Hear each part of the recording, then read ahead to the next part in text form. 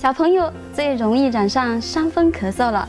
记得小时候，每一次的伤风咳嗽，爸爸妈妈可着急的，他们的第一反应就是迫不及待的把我送去诊所。送到诊所，医生最后的就是给我1杯的咳嗽药水，还有抗生素，而且吩咐抗生素一定要喝完。是的，感冒仿佛很快就好了，不过你一样是可以发现，下一次的咳嗽总比这一次来得严重。那是因为我自身的免疫系统已经下降了，每一次都得靠药物了。其实，小孩儿的咳嗽是一种征兆，它是一种保护性的反射机能，告诉我们他的上呼吸道已经受到感染并发炎了，需要采取一些措施，但并不一定要每一次都送去医院。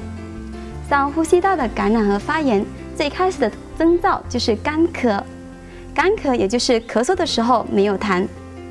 这次为你带来天然的咳嗽露，治干咳的咳嗽露。我们所需要的材料很简单，那就是蜂蜜，还有柠檬汁。针对3到10岁的小孩，我们需要的是1/2杯的蜂蜜，1/2杯的柠檬汁，把它放在一起搅拌均匀，每天喝3次，每次2茶匙。针对10岁以上的小孩或者是成人，我们需要的是1/3杯的蜂蜜，还有2/3杯的柠檬汁。一样的是把它放在一起，搅拌均匀。如果你想使它的效果更加的强，那么你可以加进去1半剁碎了的蒜米。蒜米是天然的抗生素。如果你的喉咙已经很痛了，那么你可以加进去1滴的白素油，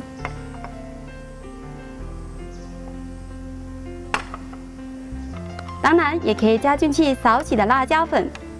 辣椒粉能够更好的使我们血液循环。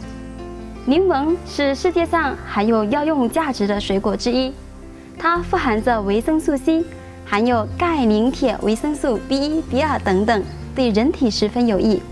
维生素 C 能够维持组织和细胞间质的生成，并能够保持其正常的生理机能。关键的是，柠檬它有抗菌消炎、止咳化痰的功效。